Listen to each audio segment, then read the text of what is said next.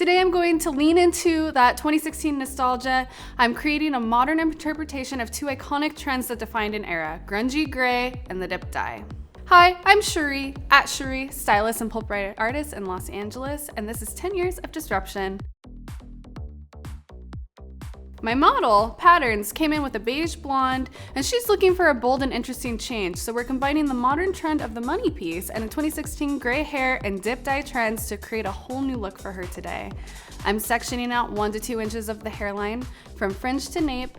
Clip that away for now to keep it clean and safe. On the hair that was left out, we're going to get artistic with our formulation using high-speed toners and Faction 8 to create a grungy charcoal gray to contrast our blonde in the front.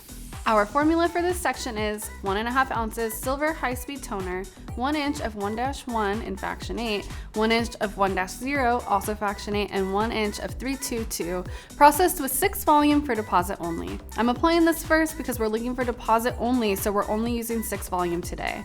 I want to give this color a chance to fully process. Once this is applied, we would go into our dip dye. Now for the hair that we clipped away, we're combining a modern money piece with a classic dip dye. I'm using Blonde AF with 6 volume to brighten her blonde while simultaneously tinting Patterns tips with Faction 8 1-0 and 6 volume. I'm going to be mindful not to touch the lightener and the Faction 8 together as I don't want to create any unwanted warmth. Starting at the nape so I can lay my sections down on top of each other as I move through the head, I'm applying my lightener to the previously lightened hair, taking care not to get it on the ends. After that, I'm taking 1-0 and placing it exactly where I want it to create 2 to 3 inches of dip dye on the ends. We leave about 1 centimeter of space between the two colors. Patterns is going to process for 30 minutes, giving us enough time to brighten her blonde and deposit the black deep enough. Remember, we did the gray application first so we can rinse the front if the blonde processed too fast. When she's done processing, we're going to shampoo and then tone the blonde with Moonstone high-speed toner. Skip the conditioner because we're gonna have some semis in the works next. Look how sick this turned out. Not too cool, not too blue, the perfect charcoal. The blonde is so much brighter to give us the contrast and canvas we are after. Let's take this one step further and add some semis for a pop.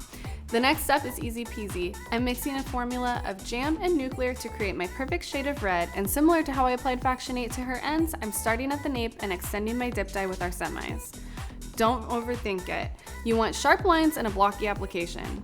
Patterns will process for 20 minutes before we rinse with high pressure, cold water followed by conditioner. And that's the look! What do you think? I love how we created a more elevated and modern interpretation of some iconic 2016 trends. Thanks for joining me today. If you want to see more ways to use Pulp Riot color, don't forget to like and subscribe. Once again, my name is Shurie. I'm at Shurie on socials, and I want to see what you create, so make sure to tag us. Catch you later.